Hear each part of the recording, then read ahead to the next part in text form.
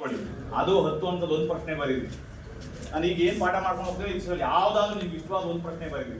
1ನೇ ಮಹಾಯುದ್ಧದ ಕಾರಣ ಪರಿಣಾಮ, 2ನೇ ಮಹಾಯುದ್ಧದ ಕಾರಣ ಪರಿಣಾಮ, ವಿಶ್ವಸಂಸ್ಥೆಯ ಸಾಧನೆಗಳು, ಅಮೆರಿಕ ಕ್ರಾಂತಿಯ ಕಾರಣ ಪರಿಣಾಮ, ಫ್ರಾನ್ಸಿನ ಮಹಾಕ್ರಾಂತಿಯ ಕಾರಣ ಪರಿಣಾಮ, ಯಾವ್ದಾದ್ರೂ ಒಂದು ಪ್ರಶ್ನೆ ನಿಮ್ಗೆ ಯಾವ್ದು ಇಷ್ಟ ಆಗುತ್ತೆ ಬರೆಯೋದಕ್ಕೆ ಅದನ್ನ ಆಯ್ಕೆ ಮಾಡ್ಕೊಳ್ಳಿ. ಅರ್ಥ ಆಗಿದೆಯಾ? ಎಸ್. ಈಗ ನಾನು ಅಮೆರಿಕಾದ ಸ್ವಾತಂತ್ರ್ಯ ಸಂಗ್ರಾಮ 1776 ಅನ್ನುವ ಅಧ್ಯಾಯವನ್ನು ನಾನು ನಿಮಗೆ ಹೇಳ್ಕೊಡ್ತಾ ಇದ್ದೀನಿ, ಆರಂಭ ಮಾಡ್ತಿದ್ದೀನಿ. ನಿಮಗೆ ಭೌಗೋಳಿಕ ಅನ್ವೇಷಣೆಗಳು ಪಾಠ ಮಾಡಿದ್ದೀನಿ ನಾನು.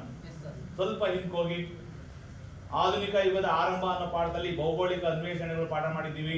1453ರಲ್ಲಿ ಆಟೋಮಾನ್ ಟರ್ಕರು ಕಾನ್ಸ್ಟಾಂಟಿನೋಪಲ್ ನಗರವನ್ನ ವಶಪಡಿಸಿಕೊಳ್ತಾರೆ. ಆಗ ಭಾರತದ ಅಥವಾ ಏಷ್ಯಾದ ರಾಷ್ಟ್ರಗಳಿಗೆ ಭೂಮಾರ್ಗ ಮುಚ್ಚಲ್ಪಟ್ಟಾಗ ಪರ್ಯಾಯ ಮಾರ್ಗದ ಹುಡುಕಾಟಕ್ಕೆ ಹೋಗ್ತಾರೆ. ನಾವಿಕರು ಭಾರತಕ್ಕೆ ಹೊಸ ಜಲಮಾರ್ಗವನ್ನ ಕಂಡುಹಿಡಿಬೇಕು ಅಂತ ಹೇಳಿ ಬೇರೆ ಬೇರೆ ದಿಕ್ಕಿಗೆ ಸಂಚಾರ ಮಾಡ್ತಾರೆ.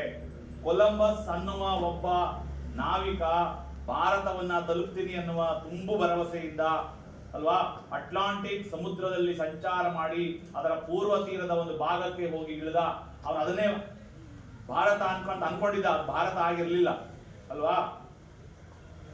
ವೆಸ್ಟ್ ಇಂಡೀಸ್ ಅಂತ ಹೆಸರಿಟ್ರು. ಅಲ್ಲಿ ರೆಡ್ ಇಂಡಿಯನ್ ಅಂತ ಇವತ್ತಿಗೂ ಕರೀತಾರೆ, ಆ ಜನರನ್ನ ಕರೆದಿದ್ದ ಅವನು. ಅದರಿಂದ ಮುಂದೆ ಹೋಗಿ ಒಂದು ಹೊಸದಾದಂತಹ ಭೂ ಪ್ರದೇಶವನ್ನ ಕಂಡಿಡಿದು ಬಂದಿದ್ದ ಕೊಲಂಬಸ್. ಅಲ್ಲಿ ಯಾವ ಜನಸಂಖ್ಯೆ, ಜನಸಂಪನ್ಮೂಲ ಅಥವಾ ಯಾರು ಯಾವ ಮನುಷ್ಯರು ಕೂಡ ವಾಸ ಮಾಡ್ತಿರ್ಲಿಲ್ಲ ಅಲ್ಲಿ. ಅದಾದ ಮೇಲೆ 1505ರ ಹೊತ್ತಿಗೆ ಅಮೆರಿಗೋ ವೆಸ್ಪುಸಿ ಅನ್ನೋನು ಅದರ ದಕ್ಷಿಣ ಭಾಗವನ್ನ ಹೋಗಿ ತಲುಪ್ತಾ ಅವನು ಆ ಭೂಭಾಗವನ್ನ ತಲುಪಿದ್ದ. ಅದೊಂದು ಹೊಸ ಭೂಭಾಗ, ಹೊಸ ನೆಲ ಅದು. ಅವನ್ ಬಂದು ಯುರೋಪ್ ದೇಶಕ್ಕೆ ವಾಪಸ್ ಬಂದ್ಮೇಲೆ ಹೇಳ್ತಾನೆ, ಹೀಗೊಂದು ಅತ್ಯಂತ ಎಲ್ಲ ಪ್ರಾಕೃತಿಕ ಸಂಪನ್ಮೂಲಗಳುಳ್ಳ ಅದ್ಭುತವಾದಂತಹ ಒಂದು ನೆಲ ಅಥವಾ ಅದ್ಭುತವಾದಂತಹ ಒಂದು ಖಂಡ, ಅದ್ಭುತವಾದಂತಹ ಒಂದು ಪ್ರದೇಶ ಪತ್ತೆ ಹಚ್ಚಲಾಗಿದೆ ಅಂತ ಹೇಳಿ ಕರೀತಾನೆ. ಯಾವಾಗ ಕೊಲಂಬಸ್ ಮತ್ತು ಅಮೆರಿಗೋ ವೆಸ್ಪುಸಿ ಅವರಿಬ್ರು ಹೊಸದಾದಂತಹ ಒಂದು ಭೂಭಾಗವನ್ನ ಕಂಡಿಡ್ದೀವಿ ಅಂತ ಯುರೋಪ್ ನಲ್ಲಿ ಒಂದು ಪ್ರಚಾರ ಮಾಡ್ತಾರೋ, ತುಂಬಾ ಉತ್ಸುಕರಾದಂತಹ ಇಂಗ್ಲೆಂಡಿನ ಜನ ಆ ಹೊಸ ನೆಲಕ್ಕೆ ಹೋಗೋದಕ್ಕೆ ತೀರ್ಮಾನ ಮಾಡ್ತಾರೆ. ಹಾಗಾಗಿ ಇಂಗ್ಲೆಂಡಿನಿಂದ ಹೊರಟ ಮೊಟ್ಟ ಮೊದಲ ಹಡಗು ಮೇ ಫ್ಲವರ್. ಏನಾದ್ರ ಹೆಸರು? ಮೇ ಫ್ಲವರ್ ಅನ್ನುವ ಹಡಗಿನಲ್ಲಿ ಇಂಗ್ಲೆಂಡಿನಿಂದ ಒಂದಷ್ಟು ಜನ ಈ ಹೊಸ ಭೂಭಾಗಕ್ಕೆ ಸಂಚಾರ ಮಾಡ್ತಾರೆ.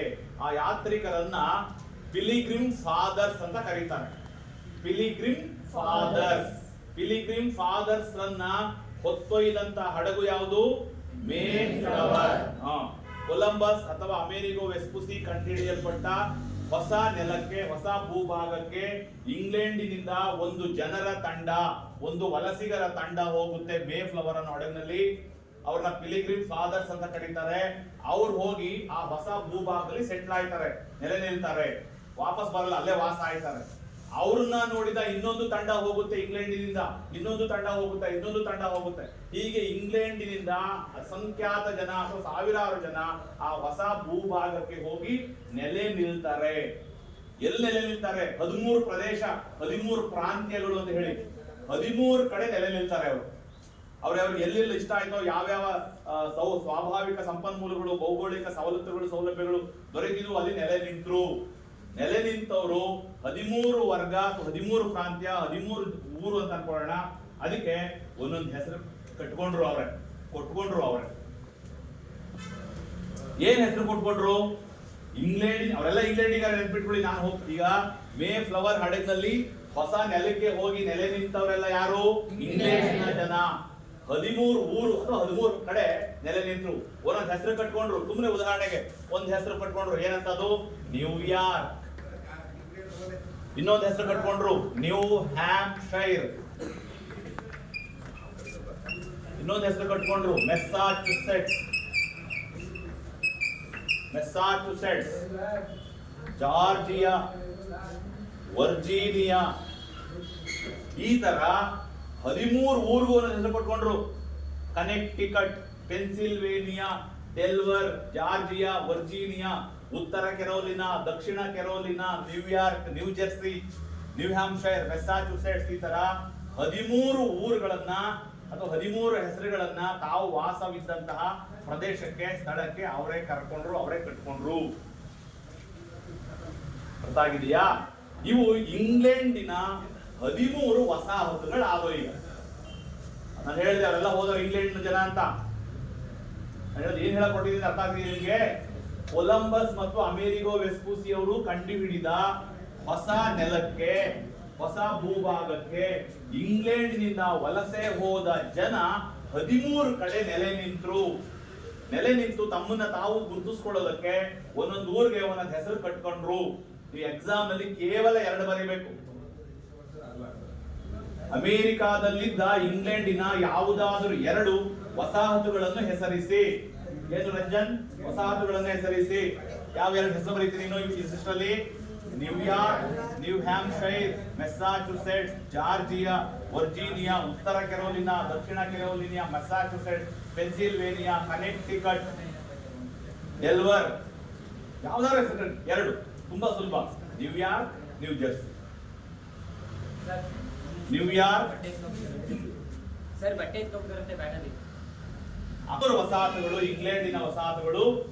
ಇನ್ನೊಂದು ಸುಮಾರು 3000 ಮೈಲು ದೂರದಲ್ಲಿರುವ ಒಂದು ನೆಲದಲ್ಲಿ ಇಂಗ್ಲೆಂಡಿನ 13 ವಸಾಹತುಗಳು ಸ್ಥಾಪನೆಯಾದವು.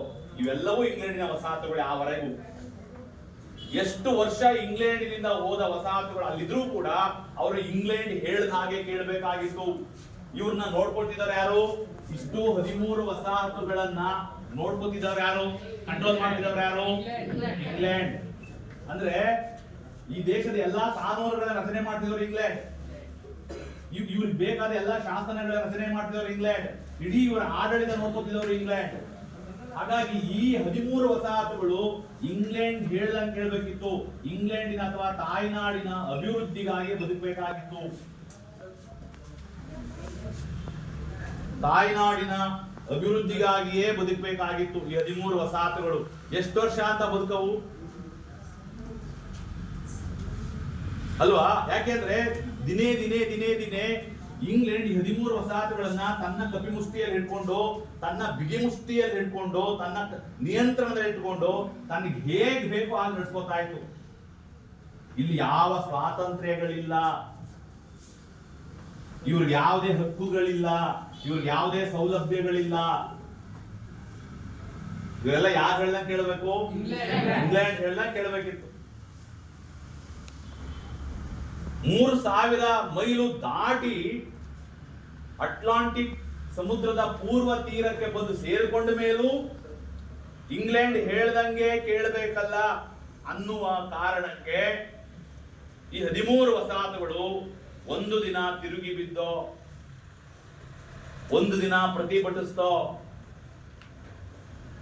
ನಮಗೆ ಸ್ವಾತಂತ್ರ್ಯ ಕೊಡಿ, ನಾವೇ ನಿಮ್ ನಿಯಂತ್ರಣದಲ್ಲಿದ್ದಿಲ್ಲ, ನಮ್ಮ ಅನ್ನ ನಾವು ದುಡ್ಕೊಂಡು ತಿಂತಾ ಇದೀವಿ, ನಿಮ್ಮ ಹಿಡಿತದಲ್ಲಿ ನಾವ್ ಯಾಕೆ ಇರ್ಬೇಕು, ನಮಗೆ ಸ್ವಾತಂತ್ರ್ಯ ಕೊಡಿ, ನಮ್ಮನ್ನ ನಾವು ಆಳ್ವಿಕೆ ಮಾಡ್ಕೊಳ್ಳೋದಕ್ಕೆ ಅವಕಾಶ ಕೊಡಿ ಅಂತ ಈ 13 ವಸಾಹತುಗಳು ಇಂಗ್ಲೆಂಡ್ ಅನ್ನ ಕೇಳಿದ್ವು. ಇಂಗ್ಲೆಂಡ್ ಕೊಡ್ಲಿಲ್ಲ.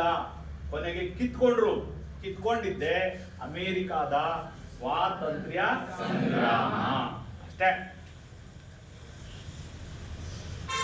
3000 ಮೈಲು ದೂರದಲ್ಲಿರುವ ಇಂಗ್ಲೆಂಡ್ನಿಂದ ನಾವ್ಯಾಕೆ ಆಳಿಸ್ಕೋಬೇಕು, ನಮ್ಮನ್ನ ನಾವೇ ಆಳ್ವಿಕೆ ಮಾಡ್ಕೊಳ್ಳೋಣ ಅನ್ನುವ ಕಾರಣಕ್ಕೆ ವಸಾಹತುಗಳು ಇದ್ದೋ.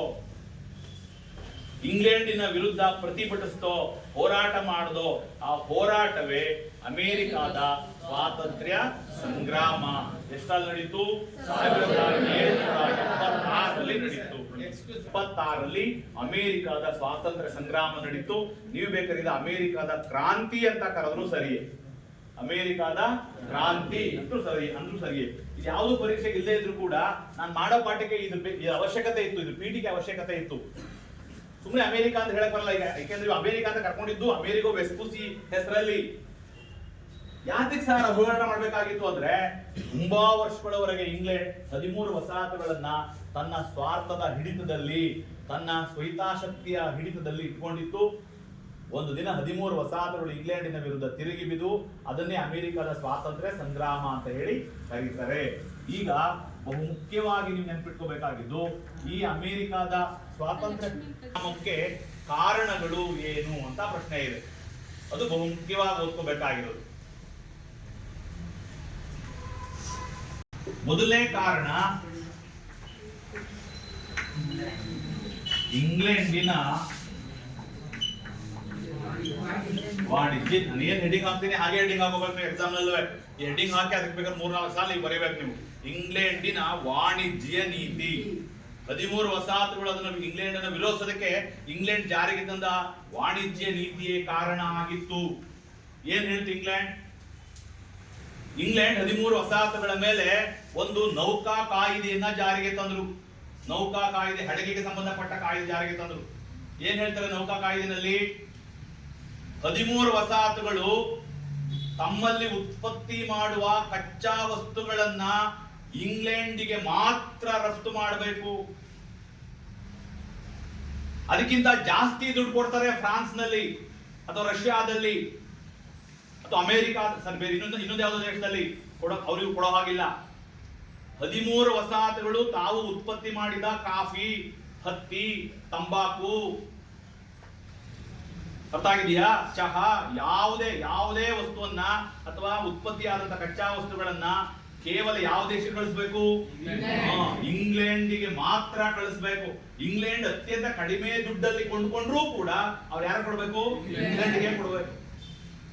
ಪಕ್ಕದ ಫ್ರಾನ್ಸ್, ಪಕ್ಕದ ಡೆನ್ಮಾರ್ಕ್, ಪಕ್ಕದ ಆಸ್ಟ್ರಿಯಾ, ಪಕ್ಕದ ಇಟಲಿ, ರೋಮ್, ಯಾವ್ದಾದ್ರು ಒಂದು ದೇಶ ಆಗ್ಲಿ ಇದಕ್ಕಿಂತ ಹೆಚ್ಚು ದುಡ್ಡು ಕೊಟ್ಟು ಕೊಂಡ್ಕೋತೀನಿ ಅಂದ್ರೆ ಪಾಪ 13 ವಸಾಹತುಗಳು ಕೊಡೋ ಹಾಗಿಲ್ಲ. ಯಾಕೆ ಹೇಳ್ತಾನೆ ಇಂಗ್ಲೆಂಡ್? ಏನ್ ಹೇಳ್ತಾನೆ ಅಂದ್ರೆ 13 ವಸಾಹತುಗಳು ಬದುಕಿರೋದೇ ತಾಯ್ನಾಡಿನ ಅಭಿವೃದ್ಧಿಗಾಗಿ. ತಾಯ್ನಾಡು ಅಂದ್ರೆ ಯಾರು? ಇಂಗ್ಲೆಂಡಿನ ಅಭಿವೃದ್ಧಿಗಾಗಿ ನೀನಿರ್ಬೇಕು ಅಂತ ಹೇಳಿ ಆದೇಶ ಮಾಡ್ಬಿಟ್ಟ ಇಂಗ್ಲೆಂಡ್ ಅಲ್ಲಿ. ಒಂದು. ಎರಡನೇ ನಿಯಮ ಏನು? 13 ವಸಾಹತುಗಳಿಗೆ ಬೇಕಾದ ಅಗತ್ಯ ವಸ್ತುಗಳಾದ ಯಾವುದು? ಹತ್ತಿ ಬಟ್ಟೆ, ಲಿನನ್ ಬಟ್ಟೆ, ಸಕ್ಕರೆ, ಸಿದ್ಧಗೊಂಡಂತ ಚಹಾ, ಸಿದ್ಧ ವಸ್ತುಗಳಿದೆಯಲ್ಲ, ಈ ಸಿದ್ಧ ವಸ್ತುಗಳನ್ನ 13 ವಸಾಹತುಗಳು ಇಂಗ್ಲೆಂಡಿನಿಂದ ಮಾತ್ರ ತರಿಸ್ಕೋಬೇಕು. ಇಂಗ್ಲೆಂಡ್ಗೆ ಕಚ್ಚಾ ವಸ್ತುಗಳನ್ನ ಕೊಡಬೇಕು. ಒಂದು. ಎರಡನೇದೇನು? ಇಂಗ್ಲೆಂಡ್ ಇಂದನೇ ನಿನಗೆ ಬೇಕಾದಂತಹ ಸಿದ್ಧ ವಸ್ತುಗಳನ್ನ ತರಿಸ್ಕೋಬೇಕು. ಪಕ್ಕ ದೇಶದಲ್ಲಿ ಅದಕ್ಕಿಂತ ಕಡಿಮೆ ರೇಟಿಗೆ ಬಟ್ಟೆ ಸಿಗ್ತಾ ಇದೆ, ತಗೊಳಂಗಿಲ್ಲ ನೀನು. ದುಬಾರಿ ದುಡ್ಡು ಅವನು ಎಷ್ಟು ಹೇಳ್ತಾನೆ ಅಷ್ಟ ಇಂಗ್ಲೆಂಡ್ ಇಂದ ಕೊಟ್ಟು ತಗೋಬೇಕು. ಆ ನಿಯಮ. ಮೂರನೇದು, 13 ವಸಾಹತುಗಳು ಇಂಗ್ಲೆಂಡ್ ಅನ್ನ ಹೊರತುಪಡಿಸಿ ಯುರೋಪಿನ ಯಾವುದೇ ರಾಷ್ಟ್ರದೊಂದಿಗೂ ವ್ಯಾಪಾರ ವ್ಯವಹಾರ ಸಂಪರ್ಕವನ್ನ ಇಟ್ಟುಕೊಳ್ಳುವಂತಿಲ್ಲ. ಅರ್ಥ ಆಗಿದೆಯಾ? ಯುರೋಪಿನ ಯಾವ ದೇಶ ಜೊತೆ ಮಾತ್ರ ವ್ಯಾಪಾರ ಮಾಡಬೇಕು 13 ವಸಾಹತುಗಳು? ಇಂಗ್ಲೆಂಡ್ ಮಾತ್ರ. 4ನೇ ನಿಯಮ ಹೇಳುತ್ತೆ ನೌಕಾ ಕಾಯ್ದೆನಲ್ಲಿ, 13 ವಸಾಹತುಗಳು ತಮ್ಮ ವಸ್ತುಗಳನ್ನ ರಫ್ತು ಮಾಡಲು ಅಥವಾ ಆಮದು ಮಾಡಲು ಇಂಗ್ಲೆಂಡಿನ ಹಡಗುಗಳನ್ನೇ ಬಳಸಬೇಕು. ಇಂಗ್ಲೆಂಡಿನ ಹಡಗುಗಳನ್ನೇ ಬಳಸಬೇಕು. ಕೊನೆಯದಾಗಿ ಇಂಗ್ಲೆಂಡಿನ ವ್ಯಾಪಾರದ ಏಜೆಂಟ್ಗಳನ್ನ 13 ವಸಾಹತುಗಳು ತಮ್ಮ ದೇಶದಲ್ಲಿ ಇಟ್ಕೋಬೇಕು. ಅವರ ಅಷ್ಟೋ ಖರ್ಚು ವೆಚ್ಚಗಳನ್ನ 13 ವಸಾಹತುಗಳೇ ನೋಡ್ಕೋಬೇಕು. ಇದು ಇಂಗ್ಲೆಂಡಿನ ವಾಣಿಜ್ಯ ನೀತಿ. ಉಸಿರುಗಟ್ಟಲು 13 ವಸಾಹತುಗಳಿಗೆ ಸುಮ್ಮನೆ ಪಕ್ಕದಲ್ಲಿ ನಿಮ್ಮೂರಲ್ಲಿ ಯೋಚನೆ ಮಾಡ್ರಪ್ಪ. ಬೇಕಿದ್ರೆ ಪಕ್ಕದಲ್ಲಿ ಒಂದು ಅಂಗಡಿ, ಈ ಕಡೆ ಒಂದು ಅಂಗಡಿ ಇದೆ, 2 ಅಂಗಡಿ ಇದೆ. 1 kg ಸಕ್ಕರೆ 38 ರೂಪಾಯಿಗೆ ಈ ಅಂಗಡಿ ಮಾರ್ತಾವನೆ, ಪಕ್ಕದಲ್ಲಿ 1 kg ಸಕ್ಕರೆ 42 ರೂಪಾಯಿ ಮಾರ್ತಿದ್ದಾನೆ. ನೀನ್ ಯಾರ ಅಂಗಡಿಗೆ ಹೋಗಿ ಸಕ್ಕರೆ ತಗೋಬತ್ತಿ? ಬಟ್ ಈ ಅಂಗಡಿಯವ್ ನಿನ್ಗೆ ಅಲ್ಲಿಗೂ ಸಾಕೋನೆ, ನೀನ್ ಬಂದು ನನ್ನ ಅಂಗಡಿಯಲ್ಲಿ ಸಾಮಾನು ತಗೋಬೇಕು ಅಂತ ಪಟೋಲಿ ಅಲ್ವ ನಿನ್ಗೆ? ಇದು ಈ ದೇಶದ ನಿಯಮ, ಇಂಗ್ಲೆಂಡಿನ ನಿಯಮ ಇದು. ನಿನ್ ಮನೆ ದುಡ್ಡು ನಮ್ಮ ಅಂಗಡಿಗೆ ಬರ್ಬೇಕು ಅಂತ ಈ ಪಕ್ಕದಲ್ಲಿ ಹಾಕೋಬಿಟ್ಟವನೆ. ನೀನು 38 ರೂಪಾಯಿ, 1 kg 4 ರೂಪಾಯಿ ಉಳಿತದಲ್ಲ, ನಾನೇ ಕಲಿಕ್ ಬರುತ್ತೆ. ಬಟ್ ನಿಯಮ ಆಗಿಲ್ಲ. ನೀನು ಮೊದ್ಲಿಂದಲೂ ತಕೊಂಡಿರೋದು ಇದೇ ಅಂಗಡಿನಲ್ಲಿ ಅಲ್ವಾ? ಇವ್ನು ಮೊಟ್ಟೆ 5 ರೂಪಾಯಿ ಮಾರ್ತಾನೆ, ಅವ್ನ ಮೊಟ್ಟೆ 3.5 ರೂಪಾಯಿ ಮಾರ್ತಾನೆ. ನೀ ಎಲ್ಲಿ ತಗೋಬೇಕಾದ್ರೆ ಮೊಟ್ಟೆಯ ತಗೊಳಂಗಿಲ್ಲ. ನಿಯಮ, ಈ ನಿಯಮ ಏನ್ ಹೇಳುತ್ತೆ? 5 ರೂಪಾಯಿ ಮಾರ್ತದಲ್ಲ ಅದೇ ಅಂಗಡಿಲಿ ಮೊಟ್ಟೆ ತಗೋಬೇಕು. ಅರ್ಥ ಆಗಿದೆ ಹೇಳ್ತಿರೋದು? ಇದು ಇಂಗ್ಲೆಂಡಿನ ವಾಣಿಜ್ಯ ನೀತಿ. ಇದನ್ನ 13 ವಸಾಹತುಗಳು ವಿರೋಧಿಸಿದ್ರು. ಅದಕ್ಕೆ ಹೇಳಿದ್ದು ನಮಗೆ ಪ್ರಾತಿನಿಧ್ಯ ಬೇಕು, ನಮ್ಗೆ ಸ್ವಾತಂತ್ರ್ಯ ಬೇಕು. ನಿನ್ನ ಅಡಿಯಾಳಾಗಿ ನಿನ್ನ ಕಪಿಮುಷ್ಟಿತನದಲ್ಲಿ ಅಥವಾ ಉಸಿರುಗಟ್ಟುವ ವಾತಾವರಣದಲ್ಲಿ ನಾನು ಬದುಕಾರೆ, ನನ್ ಸ್ವತಂತ್ರ ಕೊಡಿ ಅಂತ ಕೇಳಕ್ ಸ್ಟಾರ್ಟ್ ಮಾಡೋದು. ಅದುವೇ ಅಮೆರಿಕದ ಸ್ವಾತಂತ್ರ್ಯ ಸಂಗ್ರಾಮ. ಒಂದು ಕಾರಣ ಇಂಗ್ಲೆಂಡಿನ ವಾಣಿಜ್ಯ ನೀತಿ.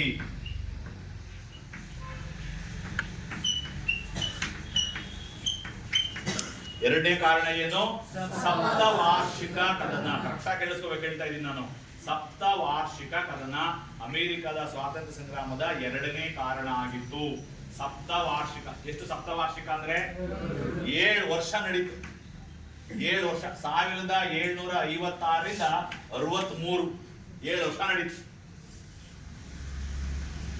ಏನ್ ಸರ್ ಸಪ್ತವಾರ್ಷಿಕ ಕದನಕ್ಕೂ ಅಮೆರಿಕದ ಸ್ವಾತಂತ್ರ್ಯ ಸಂಗ್ರಾಮಕ್ಕೂ ಕಾರಣ ಲಿಂಕ್ ಹೆಂಗೆ ಸಾರ್ ಅಂತ ಈಗ ನಾನು ಇಲ್ಲಿ ಹೇಳಿದೆ ನಿಮಗೆ. ಇದು ಇಂಗ್ಲೆಂಡಿನ 13 ವಸಾಹತುಗಳು.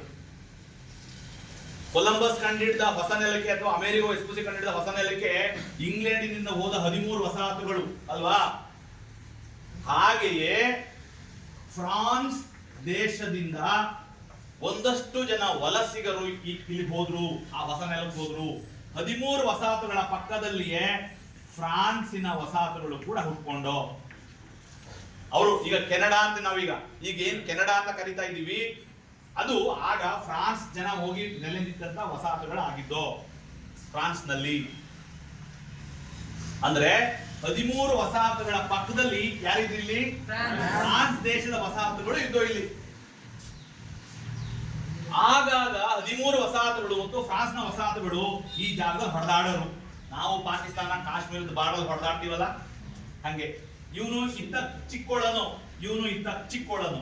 ಗೊತ್ತಾ ಚಿಕ್ಕೋಳದು ಅಂದ್ರೆ? ಹಾ, ವೆರಿ ಗುಡ್. ಹಂಗಾಗಿ ಇತ್ತ ನನ್ ಕಡೆಗೆ ಯಾಕೆ ಚಿಕ್ಕೋತಿ ಅಂತ ಇವನು, ನೀನ್ ಯಾಕೆ ನನ್ ಕಡೆಗೆ ಚಿಕ್ಕೊಂಡಿ ಅಂತ ಇವನು. ಆಗಾಗ ಇಂಗ್ಲೆಂಡಿನ ಮತ್ತು ಫ್ರಾನ್ಸಿನ ವಸಾಹತುಗಳು ಆಗಾಗ ಇಲ್ಲಿ ಹೊಡೆದಾಡ್ತಿದ್ದೋ, ಜಗಳಾಡ್ತಿದ್ದೋ, ಕಚ್ಚಾಡ್ತಿದ್ದೋ. ಈ 13 ವಸಾಹತುಗಳು ಮತ್ತು ಫ್ರಾನ್ಸಿನ ವಸಾಹತುಗಳು ಇಲ್ಲಿ ಆಗಾಗ ಕಚ್ಚಾಡ್ತಿದ್ದ ವಿಷಯ ಯುರೋಪ್ನಲ್ಲಿದ್ದಂತಹ ಇಂಗ್ಲೆಂಡ್ ಮತ್ತು ಫ್ರಾನ್ಸ್ಗೆ ಆಗ್ತಿರ್ಲಿಲ್ಲ, ಹಿರ್ಸು ಮುರ್ಸಾಯ್ತಾ ಇತ್ತು. 13 ವಸಾಹತುಗಳು ಅಲ್ಲಿ ಕಚ್ಚಾಡಿದ್ರೆ ಯುರೋಪ್ನಲ್ಲಿದ್ದಂತ ಇಂಗ್ಲೆಂಡ್ ಮತ್ತು ಫ್ರಾನ್ಸ್ಗೆ ಹಿರ್ಸು ಮುರ್ಸಾಗ್ತಾ ಇತ್ತು.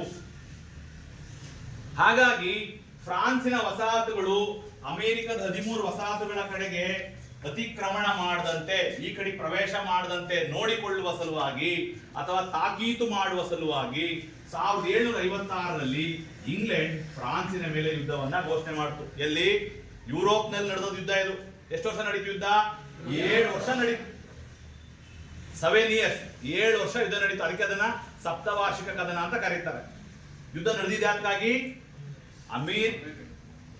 ಅಮೆರಿಕಾದಲ್ಲಿದ್ದ 13 ವಸಾಹತುಗಳ ಕಡೆಗೆ ಫ್ರಾನ್ಸಿನ ವಸಾಹತುಗಳು ಅತಿಕ್ರಮ ಪ್ರವೇಶ ಮಾಡ್ತಾ ಇದ್ದು. ಆಗಾಗ ಇವರಿಬ್ಬರ ನಡುವೆ ಸಂಘರ್ಷ ನಡೀತಾ ಇತ್ತು. ಫ್ರಾನ್ಸ್ನ ಅತಿಕ್ರಮ ಪ್ರವೇಶವನ್ನ ತಡೆಯುವ ಸಲುವಾಗಿ ಇಂಗ್ಲೆಂಡ್ ಫ್ರಾನ್ಸಿನ ಮೇಲೆ 1756ರಲ್ಲಿ ಯುದ್ಧವನ್ನ ಘೋಷಣೆ ಮಾಡಿದ್ರು. ಯುದ್ಧ ಎಷ್ಟು ವರ್ಷ ನಡೀತು? 7 ವರ್ಷ ನಡೀತು.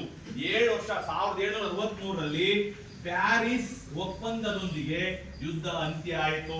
ಯುದ್ಧ ಕೊನೆಗೊಳ್ತು. ಫ್ರಾನ್ಸ್ ಸೋಲ್ತು, ಇಂಗ್ಲೆಂಡ್ ಗೆಲ್ತು. ಗೆದ್ದಾಯ್ತು.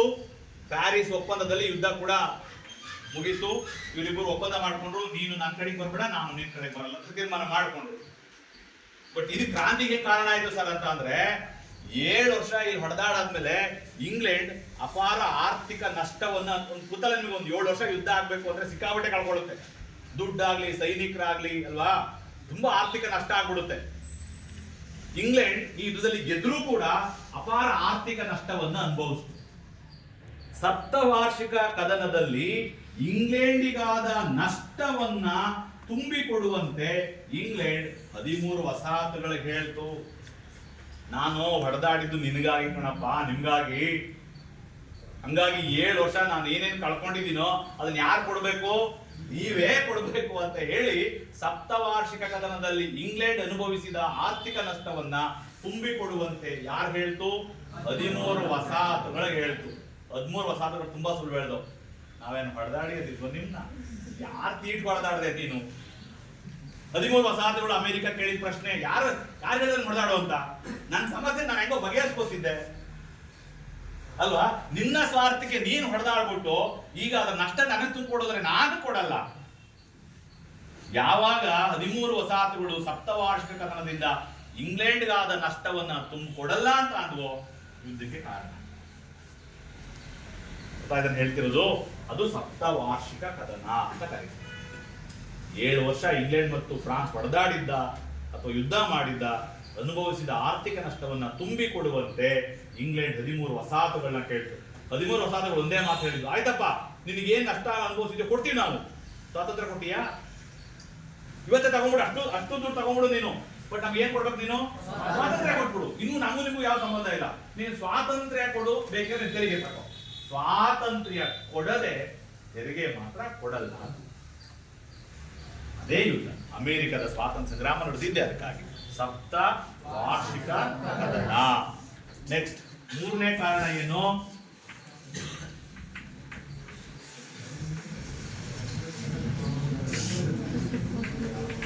ಬುದ್ಧಿಜೀವಿಗಳ ಪಾತ್ರ ಅಥವಾ ತತ್ವಜ್ಞಾನಿಗಳ ಪ್ರಭಾವ ಅಂತ ಬರೀತೀವಿ.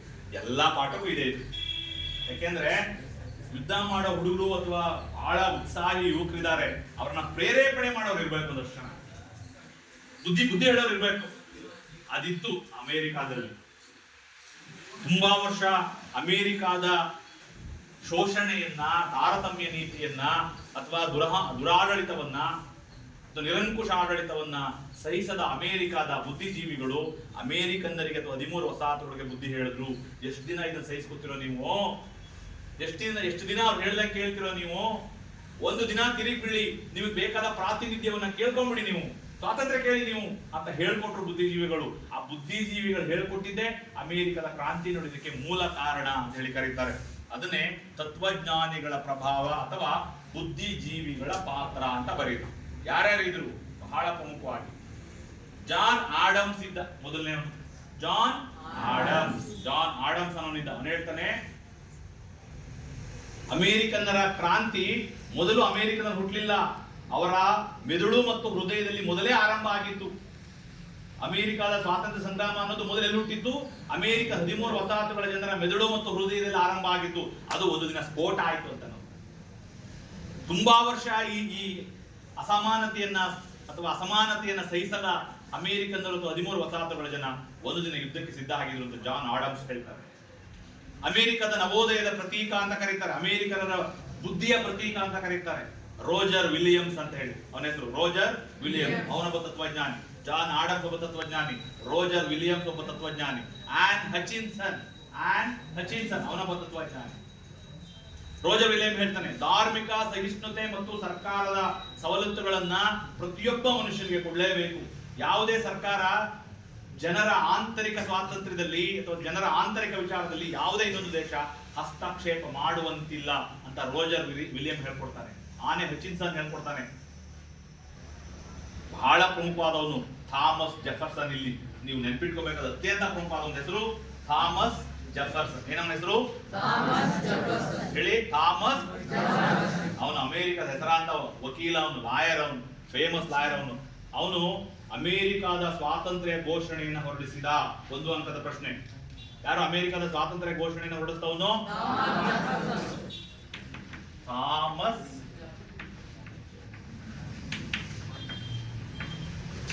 ಜೆಫರ್ಸನ್. ನೆನ್ಬಿಟ್ಕೋಬೇಕು ನೀವು. ಹೇಳಿ, ಏನ್ ಮಾಡಿದ ಅವನು? ಹೇಳಿ. ಅಮೆರಿಕಾದ ಸ್ವಾತಂತ್ರ್ಯ ಘೋಷಣೆಯನ್ನ ಬರೆದು ಪ್ರಕಟಿಸಿದವನು. ಯಾವುದೇ ದೇಶ ಮನುಷ್ಯನಿಗೆ ಅಥವಾ ಆ ದೇಶದ ಪ್ರಜೆಗೆ ಸರಿಯಾದಂತಹ ಸವಲತ್ತುಗಳನ್ನ, ಸೌಲಭ್ಯಗಳನ್ನ, ಸ್ವಾತಂತ್ರ್ಯವನ್ನ ಕೊಡದೇ ಇದ್ರೆ ಕ್ರಾಂತಿಯ ಮಾರ್ಗವನ್ನಾದರೂ ಸರಿ ಹಿಡಿದು ಅದನ್ನ ಪಡ್ಕೋಬೇಕು ಅಂತ ಹೇಳ್ಕೊಟ್ಟವನು ಥಾಮಸ್ ಜೆಫರ್ಸನ್. 1774ರಲ್ಲಿ ಅಮೆರಿಕದ ಸ್ವಾತಂತ್ರ್ಯ ಘೋಷಣೆ ಹೊರಡಿಸ್ತಾನೆ ಅವನು ಥಾಮಸ್ ಜೆಫರ್ಸನ್. ಅಮೆರಿಕದ 3ನೇ ಅಧ್ಯಕ್ಷನಾದವನು ಅವನೇ. ಅಮೆರಿಕದ 3ನೇ ಅಧ್ಯಕ್ಷನಾಗಿದ್ದವನು ಅವನು. ಜಾರ್ಜ್ ವಾಷಿಂಗ್ಟನ್ ಮೊದಲನೇವನು, ಪುನಃ 2ನೇ ಬಾರಿಗೆ ಅವನೇ ಆಗ್ತಾನೆ. 2ನೇ ಬಾರಿಗೆ ನೆಕ್ಸ್ಟ್ ಅಮೆರಿಕ ಅಧ್ಯಕ್ಷನಾಗಿದ್ದವನು ಥಾಮಸ್ ಜೆಫರ್ಸನ್, ಒಬ್ಬ ಹೆಸರಾಂತ ವಕೀಲ. ಅವನು ಅಮೆರಿಕದ ಸ್ವಾತಂತ್ರ್ಯ ಘೋಷಣೆಯನ್ನ ಹೊರಡಿಸ್ತಾ. ಇನ್ನೊಬ್ಬ ಅತ್ಯಂತ ಪ್ರಸಿದ್ಧನಾದಂತಹ ಬುದ್ಧಿಜೀವಿ ತತ್ವಜ್ಞಾನಿ ಇದ್ದ. ಅವನ ಹೆಸರು ಜಾನ್ ಲಾಕ್.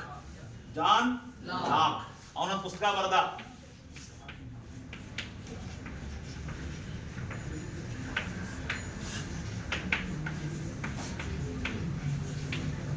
ನೀವೇ ಓದಬೇಕು. ಓದಿ. ಯಾರು ಒಬ್ರು ಓದ್ರಿ? ಯಾರು ಒಬ್ರು ಓದು, ಪರವಾಗಿಲ್ಲ, ತಪ್ಪ ನಾನು ಹೇಳ್ತೀನಿ. Two treatises of government. ಹೇಳಿ, ಟು ಟ್ರಿಟೈಸಸ್ ಆಫ್ ಗವರ್ನಮೆಂಟ್. ಹೇಳಿ, ಟು ಟ್ರಿಟೈಸಸ್ ಆಫ್ ಗವರ್ನಮೆಂಟ್. ಯಾಕಿದ ಒತ್ತಿ ಒತ್ತಿ ಹೇಳ್ತಾ ಇದ್ದೀನಿ ಅಂದ್ರೆ, ಟು ಟ್ರಿಟೈಸಸ್ ಆಫ್ ಗವರ್ನಮೆಂಟ್ ಅನ್ನೋ ಪುಸ್ತಕ ಜಾನ್ ಲಾಕ್ ಬರೆದಿದ್ದು. ಇದನ್ನ ಈಗಲೂ ಅಮೆರಿಕಾದ ಕ್ರಾಂತಿಯ ಬೈಬಲ್ ಎನ್ನುವರು. ಒಂದು ಅಂಕದ ಪ್ರಶ್ನೆ, ಯಾವುದನ್ನ ಅಮೆರಿಕಾದ ಕ್ರಾಂತಿಯ ಬೈಬಲ್ ಅಂತ ಕರೀತಾರೆ? Two treatises of government. ಯಾರು ಬರೆದವರು? ಜಾನ್ ಲಾಕ್ ಬರೆದ ಟು ಟ್ರಿಟೈಸಸ್ ಆಫ್ ಗವರ್ನಮೆಂಟ್ ಅನ್ನುವ ಕೃತಿಯನ್ನ ಅಮೆರಿಕಾದ ಕ್ರಾಂತಿಯ ಬೈಬಲ್ ಎನ್ನುವರು. ಅಮೆರಿಕ ಕ್ರಾಂತಿಯ ಬೈಬಲ್. ಯಾಕೆಂದ್ರೆ ಅಮೆರಿಕದ ಜನರನ್ನ, 13 ವಸಾಹತುಗಳ ಜನರನ್ನ ಇಂಗ್ಲೆಂಡಿನ ವಿರುದ್ಧ ಹೋರಾಟ ಮಾಡುವಂತೆ ಅಡಿಗೊಳಿಸಿದ್ದು, ಸಿದ್ಧಗೊಳಿಸಿದ್ದು ಶ್ರೇಷ್ಠ ಪುಸ್ತಕ ಇದು. ಟು ಟ್ರಿಟೈಸಸ್ ಆಫ್ ಗವರ್ನಮೆಂಟ್ ಅಂತ ಕರೀತಾರೆ. ಜಾನ್ ಲಾಕ್ ಬರೆದ. ಸಿಡ್ನಿ ಹ್ಯಾಮಿಲ್ಟನ್ ಅನ್ನೋನಿದ್ದ, ಸ್ಯಾಮ್ಯುಯಲ್ಸನ್ ಅವನಿದ್ದ. Very important. ಇನ್ನೊಂದು ಹೆಸರಿತ್ತು ಥಾಮಸ್ ಪೈನ್. ಅವನ ಹೆಸರು ಥಾಮಸ್ ಪೈನ್. ಅವನೊಂದು ಪುಸ್ತಕ ಬರೆದ, ಬಹಳ ಸುಲಭದ ಪುಸ್ತಕ. ಏನ್ ಪುಸ್ತಕದ ಹೆಸರು? Common sense. ಪುಸ್ತಕದ ಹೆಸರೇನು? Common sense. ಅವನ ಬರೆದ ಪುಸ್ತಕದ ಹೆಸರು ಥಾಮಸ್ ಪೈನ್. ಥಾಮಸ್ ಪೈನ್ ಅನ್ನೋನು ಬರೆದ ಪುಸ್ತಕದ ಹೆಸರು ಕಾಮನ್ ಸೆನ್ಸ್. ಕಾಮನ್ ಸೆನ್ಸ್ ಇಲ್ವೇನೋ ಅಂತ ಬೈತೀವಲ್ಲ ನಾವು. ಕಾಮನ್ ಸೆನ್ಸ್ ಅಂತ ಪುಸ್ತಕ ಬರ್ಕೊಟ್ಟ. ಹೀಗೆ Roger William, John Locke, Thomas Jefferson, Anne Hutchinson, John Adam, Roger William ಇವರೆಲ್ಲರೂ ಕೂಡ 13 ವಸಾಹತುಗಳ ಜನರನ್ನ ಕ್ರಾಂತಿಯತ್ತ ಮುಖ ಮಾಡುವಂತೆ ಸಿದ್ಧಗೊಳಿಸಿದ್ರು, ಬುದ್ಧಿ ಹೇಳಿದ್ರು. ಈ ತತ್ವಜ್ಞಾನಿಗಳ ಪ್ರಭಾವದಿಂದಾಗಿ 13 ವಸಾಹತುಗಳ ಜನ 1776ರಲ್ಲಿ ಇಂಗ್ಲೆಂಡಿನ ವಿರುದ್ಧ ಒಂದು ಬೃಹದಾಕಾರದ ಅಥವಾ ದೊಡ್ಡ ಪ್ರತಿಭಟನೆಯನ್ನ ಆರಂಭ ಮಾಡಿದ್ರು. ಆ ಪ್ರತಿಭಟನೆಯನ್ನೇ ಅಮೆರಿಕಾದ ಸ್ವಾತಂತ್ರ್ಯ ಸಂಗ್ರಾಮ ಅಂತ ಕರೀತಾರೆ, ಅಥವಾ ಅಮೆರಿಕಾದ ಕ್ರಾಂತಿ ಅಂತ ಕೂಡ ಶಾರ್ಟ್ ಆಗ್ಬೇಕಾದ್ರೆ ಕರಿಬಹುದು. ಎಷ್ಟು ಕಾರಣಗಳಾದೋ? ಯಾವ್ಯಾವು?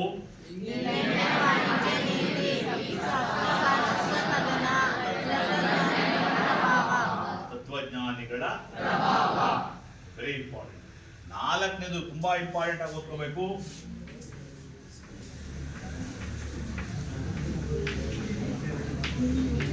ಬ್ರಿಟನ್ನ ತೆರಿಗೆ ನೀತಿ. ಬ್ರಿಟನ್ನಿನ ತೆರಿಗೆ ನೀತಿ. ಇಂಗ್ಲೆಂಡ್ 13 ವಸಾಹತುಗಳ ಮೇಲೆ ಹಲವು ವಿಧದ ತೆರಿಗೆಗಳನ್ನ ವಿಧಿಸಿದ್ರು. ಪಾಪ ಈ ಕೊಟ್ಟಿರೋ ಸಾಕಲ್ವಾ? ಇಷ್ಟೆಲ್ಲ ಕೊಟ್ಟಿರೋದು ನೋಡಿ ಹೆಂಗಿದೆ. ನಾನು ನೌಕಾ ಕಾಯ್ದೆ ಮೊದಲು ಪರಿಚಯ ಮಾಡಿದ್ದೀನಿ ನಿಮ್ಗೆ. ಇಂಗ್ಲೆಂಡಿನ ವಾಣಿಜ್ಯ ನೌಕಾ ಕಾಯ್ದೆ. ಇಂಗ್ಲೆಂಡ್ ಜೊತೆಲೇ ವ್ಯಾಪಾರ ಮಾಡಬೇಕು, ಇಂಗ್ಲೆಂಡ್ ಹಡಗುಗಳನ್ನೇ ಬಳಸಬೇಕು. ಇವ್ರಿಗೆ ಬೇಕಾದ ಸಕ್ಕರೆಯನ್ನ ಅಥವಾ ಬಟ್ಟೆಯನ್ನ, ಲಿನನ್ ಬಟ್ಟೆ, ಹತ್ತಿ ಬಟ್ಟೆ, ಸಕ್ಕರೆ, ಕಾಕಂಬಿ ಎಲ್ಲವನ್ನ ಎಲ್ಲಿ ತರಿಸ್ಬೇಕು ಅವರು?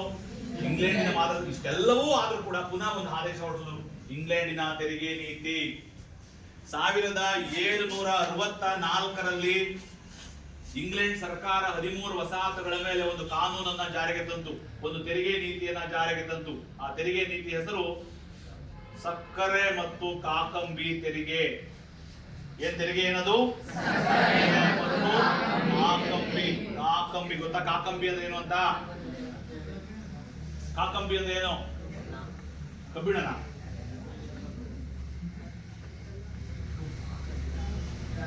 ಬಂದ ಕಬ್ಬಿನ ಫ್ಯಾಕ್ಟರಿ ಇದೆಯಲ್ಲ, ಆಯ್ತು. ಅಲ್ಲಿ ಕಬ್ಬನ್ನ ಅರಿತಾ, ಅರ್ಥ ಆಗಿದೆಯಾ? ಅದರಿಂದ ಸಕ್ಕರೆ ಮತ್ತು ಬೆಲ್ಲವನ್ನ ತಯಾರಿಸ್ತಾರೆ ಒಂದ್ ಕಡೆ. ಇನ್ನೊಂದು ಮೊಲಾಸಸ್ ಅಂತ, ಅದರ ವೇಸ್ಟ್ ಹೋಗುತ್ತೆ ಒಂದ್ ಕಡೆ, ನೋಡಿರ್ಬೇಕು ನೀವು. ಅರ್ಥ ಆಗಿದೆಯಾ? ಅದು ಇಂಪಾರ್ಟೆಂಟ್. ಅದನ್ನ ಸಂಶೋಧಿಸಿ ಅಥವಾ ಅದನ್ನ ನೀವು ಫಿಲ್ಟರ್ ಮಾಡಿದ್ರೆ ಅದನ್ನ ಡ್ರಿಂಕ್ಸ್ ಇದೆಯಲ್ಲ, ಡ್ರಿಂಕ್ಸ್ ಬಳಸ್ತಾರೆ. ಕಾಕಂಬಿ ಅಂತ ಕರೀತಾರೆ ಅದನ್ನ. ಡ್ರಿಂಕ್ಸ್ ತಯಾರು ಮಾಡೋ ಬಳಸ್ತಾರೆ ಅದನ್ನ. ಅರ್ಥ ಆಗಿದೆಯಾ? ಇದಿತ್ತು. ಸಕ್ಕರೆ ಮತ್ತು ಕಾಕಂಬಿ ತೆರಿಗೆಯನ್ನ ಜಾರಿಗೆ ತಂದ ಇಂಗ್ಲೆಂಡ್ 13 ವಸಾಹತುಗಳಿಗೆ ಒಂದು ಆದೇಶ ಹೊರಡಿತು. ನಿನ್ನ ದೇಶಕ್ಕೆ ಬೇಕಾದ ಸಕ್ಕರೆ ಮತ್ತು ಕಾಕಂಬಿಯನ್ನ ಇಂಗ್ಲೆಂಡಿನಿಂದನೇ ದುಬಾರಿ ತೆರಿಗೆಯನ್ನ ಕೊಟ್ಟು ತರಿಸ್ಕೋಬೇಕು ಅಂತ ಅಂತು. ಮತ್ತು ಕಾಕಂಬಿ ತೆರಿಗೆಯನ್ನು ವಿಧಿಸಿದ ಇಂಗ್ಲೆಂಡ್ ಸರ್ಕಾರ 13 ವಸಾಹತುಗಳಿಗೆ ದುಬಾರಿ ತೆರಿಗೆಯನ್ನು ವಿಧಿಸಿ ಸಕ್ಕರೆ ಮತ್ತು ಕಾಕಂಬಿಯಲ್ಲಿ ತೆರಿಗೆಯನ್ನು ಹೆಚ್ಚಳ ಮಾಡಿ ಅದನ್ನು ಕಡ್ಡಾಯವಾಗಿ 13 ವಸಾಹತುಗಳು ಭರಿಸುವಂತೆ ಆದೇಶಿಸಿತು. 13 ವಸಾಹತುಗಳು ಎಷ್ಟು ಸಿಟ್ಟು ಬಂದಿರಬೇಕಾಗುತ್ತೆ. ಯಾವುದೇ ಕಾರಣಕ್ಕೂ ಅಧಿಕ ತೆರಿಗೆಯನ್ನು ಕೊಡಲ್ಲ ಅಂತ 13 ವಸಾಹತುಗಳು ಇಂಗ್ಲೆಂಡ್ ತಿರುಗಿ ಬಿದ್ದವು. ಇಂಗ್ಲೆಂಡ್ ಬಿಡ್ಲಿಲ್ಲ, ಮತ್ತೊಂದು ತೆರಿಗೆ ಹಾಕ್ತು. 1764ರಲ್ಲಿಯೇ ಇಂಗ್ಲೆಂಡ್ ಇನ್ನೊಂದು ಅತ್ಯಂತ ಪ್ರಮುಖವಾದ ಸ್ಟಾಂಪ್ ಆಕ್ಟ್ ಅನ್ನ ಸ್ಟಾಂಪ್ ಕಾಯ್ದೆಯನ್ನ ಜಾರಿಗೆ ತಂತು. ಸ್ಟಾಂಪ್ ಕಾಯ್ದೆ ಅಂದ್ರೆ ಏನು? 13 ವಸಾಹತುಗಳು ನ್ಯೂಸ್ ಪೇಪರ್ಗಾಗ್ಲಿ, ಬರೆಯುವ ಕಾಗದಗಳಿಗಾಗ್ಲಿ, ನೋಂದಣಿಯ ಕಾಗದ ಯಾವುದಕ್ಕೆ ಆಗ್ಲಿ ನಿರ್ದಿಷ್ಟ ಪ್ರಮಾಣದ ಹಣವನ್ನ ಕೊಟ್ಟು ಇಂಗ್ಲೆಂಡಿನಿಂದ ಸ್ಟಾಂಪ್ ತರಿಸ್ಕೋಬೇಕು. ಆ ಸ್ಟಾಂಪ್ ತಂದು ಹಚ್ಚಿದ ಮೇಲೆ ನೀನು ಅದನ್ನ ಕಾಗದವನ್ನ ನೀನು ಬಳಕೆ ಬಳಸ್ಕೋಬೇಕು. ಅಂದ್ರೆ 13 ವಸಾಹತುಗಳು ದುಬಾರಿ ಹಣವನ್ನು ಇಂಗ್ಲೆಂಡಿಗೆ ಕೊಟ್ಟು ಸ್ಟಾಂಪ್ ತರಿಸ್ಕೋಬೇಕು. ಯಾವನೋ ಗುಸುಗುಸು ಅಂತ ಅನ್ಕೊಳ್ಳಿ. ತರಿಸದೆ ಯಾವುದೇ ಪತ್ರಿಕೆಗಳನ್ನ ಹೊರಡಿಸಲು ಸಾಧ್ಯ ಇಲ್ಲ. 13 ವಸಾಹತುಗಳು ಸ್ಟಾಂಪ್ ಎಲ್ಲಿ ಸಿಗ್ತವೆ? ಇಂಗ್ಲೆಂಡ್ ಅಲ್ಲಿ. ಅಟ್ಲೀಸ್ಟ್ ನೀನು ನ್ಯೂಸ್ 13 ವಸಾಹತುಗಳಲ್ಲಿ ಹೊರಡುವ ನ್ಯೂಸ್ ಪೇಪರ್ಗೂ ಸ್ಟಾಂಪ್ ಅಂಟಿಸಬೇಕು. ನೋಂದಣಿ ಪತ್ರಗಳಿಗೆ ಅಂದ್ರೆ ನೀವು ಬಳಸುವ ಎಲ್ಲ ದಾಖಲೆಗಳಿಗೂ ಸ್ಟಾಂಪ್ಗೆ ಹೇರಳವಾದ ತೆರಿಗೆಯನ್ನು ಕೊಟ್ಟು ಸ್ಟಾಂಪ್ ತಂದ ಮೇಲೆ ನೀನು ಈ ಪತ್ರವನ್ನ ಕಾಗದಗಳನ್ನ ಬಳಸಬೇಕು ಅಂತ ಆದೇಶ ಹಾಕೋದು. ಸ್ಟಾಂಪ್ ಆಕ್ಟ್ ಅದು ಮತ್ತೆ ಇಂಗ್ಲೆಂಡ್ ಅವರು 13 ವಸಾಹತುಗಳ ಮೇಲೆ ಬಲವಂತ ಹಾಕಿರೋದು. ಎರಡು ಸಹಿಸ್ಕೊಂಡ್ಬಿಟ್ರು. ಮತ್ತೊಂದು ಮೂರನೇದು ಟೌನ್ ಶೆಂಡ್ ಅಂತ ಒಂದು ಕಾಯ್ದೆ. ಟೌನ್ ಶೆಂಡ್ ಕಾಯ್ದೆ ಜಾರಿಗೆ ತಂದ್ರು. ಗಾಜು, ಕಾಗದ, ಚಹಾ. ಯಾವುದ್ರ ಮೇಲೆ?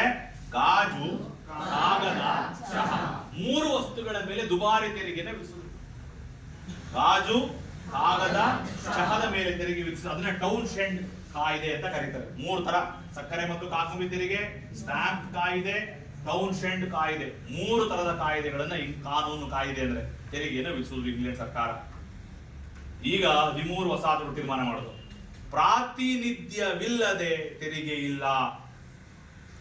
ನಮಗೆ ಸ್ವಾತಂತ್ರ್ಯ ಕೊಡದೆ ನಾವು ತೆರಿಗೆ ಪಾವತಿ ಮಾಡಲ್ಲ ಅಂತ ಹಠಕ್ಕೆ ಬಿದ್ದುಬಿಟ್ಟು. ಯಾವ ಮಟ್ಟಕ್ಕೆ ಹಠಕ್ಕೆ ಬಿದ್ದು ಅಂದ್ರೆ 13 ವಸಾಹತುಗಳು ಇಂಗ್ಲೆಂಡ್ ಸರ್ಕಾರದ ಎಲ್ಲ ನಿಯಮಗಳನ್ನ, ಕಾನೂನುಗಳನ್ನ ಮುರಿದು ಪ್ರತಿಭಟನೆ ಇಳಿದ್ಬಿಟ್ರು, ಬೀದಿ ಹೋರಾಟ ಇಳಿದ್ಬಿಟ್ರು ಎಲ್ಲರೂ. ಇಂಗ್ಲೆಂಡಿನ ಪ್ರಧಾನಿ ಬೆಚ್ಚಿ ಬೆರಗಾಗೋಗ್ಬಿಟ್ಟ.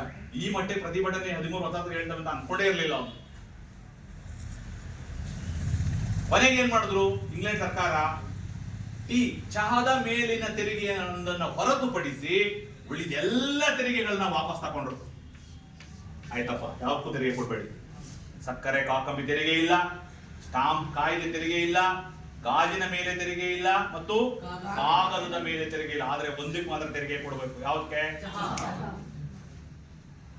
ಚಹಾದ ಮೇಲೆ ಒಂದು ತೆರಿಗೆಯನ್ನು ಬಿಟ್ಟು ಉಳಿದ ಎಲ್ಲ ತೆರಿಗೆಗಳನ್ನು 13 ವಸಾಹತುಗಳು ವಾಪಸ್ ತಗೊಂಡು.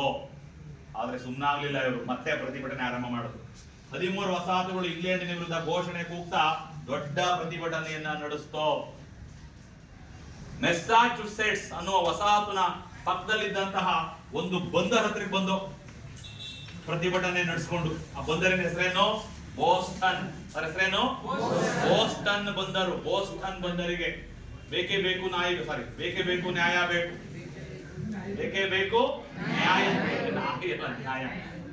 ಬೇಕು. ಆ ತರದ ಒಂದು ಪ್ರತಿಭಟನೆ ಮಾಡ್ತಾ 13 ವಸಾಹತುಗಳು ಬೋಸ್ಟನ್ ಬಂದರಿಗೆ ಬಂದ್ರು. ಇಲ್ಲಿ ಕೇಳಿಸ್ಕೊಳ್ಳೋ, ಬೋಸ್ಟನ್ ಬಂದರಿಗೆ ಬಂದ ಪ್ರತಿಭಟನೆಕಾರರ ಮೇಲೆ ಇಂಗ್ಲೆಂಡ್ ಸರ್ಕಾರ ತನ್ನ ಸೈನ್ಯವನ್ನ, ಪೊಲೀಸರನ್ನ ಬಿಟ್ಟು ಅವ್ರ ಮೇಲೆ ಲಾಠಿ ಚಾರ್ಜ್ ಮಾಡಿಸಿ, ಅವ್ರ ಮೇಲೆ ಗುಂಡು ಹಾರಿಸಿ ಒಂದಷ್ಟು ಜನ ಪ್ರತಿಭಟನಾಕಾರರನ್ನ ಇಲ್ಲಿ ಸಾಯಿಸಿದ್ರು. ಇದನ್ನ ಬೋಸ್ಟನ್ ಕಗ್ಗೊಲೆ ಅಂತ ಕರೀತಾರೆ. ಬೋಸ್ಟನ್ ಕಗ್ಗೊಲೆ ಅಂತ ಕರೀತಾರೆ. ಕೊನೆಗೆ 13 ವಸಾಹತುಗಳು ಇಂಗ್ಲೆಂಡಿನ ವಿರುದ್ಧ ಮತ್ತೆ ದ್ವೇಷವನ್ನ ಸಾಸಕ ಆರಂಭ ಮಾಡಿದ್ರು. ಬೋಸ್ಟನ್ ಕಗ್ಗೊಲೆ ಆದ್ಮೇಲೆ 13 ವಸಾಹತುಗಳು ಇಂಗ್ಲೆಂಡಿನ ವಿರುದ್ಧ ಮತ್ತೊಂದು ಹೋರಾಟಕ್ಕೆ ರೂಪರೇಷೆ ತಯಾರು ಮಾಡಿದ್ರು. ಆ ಹೋರಾಟವನ್ನ ಒಂದು ಕಾರಣ ಅಂತಾನೆ ಬರೀರಿ ನೀವು.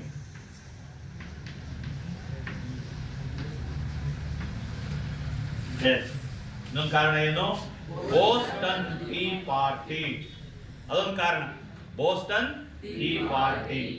ಅದೊಂದು ಪ್ರಶ್ನೆ ಇದೆ, ಬೋಸ್ಟನ್ ಟೀ ಪಾರ್ಟಿ ಎಂದರೇನು ಅಂತ ಕಾಣಿದೆ. ಆಮೇಲೆ ಕಾಲಾನುಕ್ರಮದಲ್ಲಿ ಬರೀರಿ, ಬಂದೇ ಬರುತ್ತೆ. ಅದು ನಡೆದದ್ದು 1773ರಲ್ಲಿ. ಬೋಸ್ಟನ್ ಟೀ ಪಾರ್ಟಿ ನಡೆದಿದ್ದು 1700. ಏನ್ ಅರ್ಥ ಇದೆಯಾ? ಟೀ ಪಾರ್ಟಿ ಅಮೆರಿಕದ ಸ್ವಾತಂತ್ರ್ಯ ನಿಲ್ಸ್ಬಿಡ್ತೀನಿ ಪಾಠ ಇಷ್ಟಕ್ಕೆ, ಡೋಂಟ್ ವರಿ. ಟೀ ಪಾರ್ಟಿ ಅನ್ನೋದು ಹೇಳಿ ಇವತ್ತಿಗೆ ಪಾಠ ಕ್ಲೋಸ್ ಮಾಡ್ತೀನಿ, don't worry. Boston tea party ಎಂದರೇನು ಅಂತ ಒಂದು ಪ್ರಶ್ನೆ ಕೇಳ್ತಾನೆ. ಕಾಲಾನುಕ್ರಮದಲ್ಲಿ ಕೇಳಿದ ನಡೆದದ್ದು 1773. ಕರೆಕ್ಟಾಗಿ ಕೇಳಿಸ್ಕೊಳ್ಳಿ. ಚಹದ ಮೇಲಿನ ತೆರಿಗೆಯನ್ನ ಹೊರತುಪಡಿಸಿ ಇಂಗ್ಲೆಂಡ್ ಸರ್ಕಾರ ಉಳಿದ ಎಲ್ಲ ವಸ್ತುಗಳ ಮೇಲಿನ ತೆರಿಗೆಯನ್ನ ವಾಪಸ್ ತಗೊತ್ತು. ಆದ್ರೆ 13 ವಸಾಹತುಗಳು ಹಠಕ್ಕೆ ಬಿದ್ದು ಚಹದ ಮೇಲಿನ ತೆರಿಗೆಯನ್ನೂ ವಾಪಸ್ ತಗೋಬೇಕು ಅಂತ ಇಂಗ್ಲೆಂಡ್ ಸರ್ಕಾರ ಕಿವಿಗೊಡ್ಲೇ ಇತ್ತು.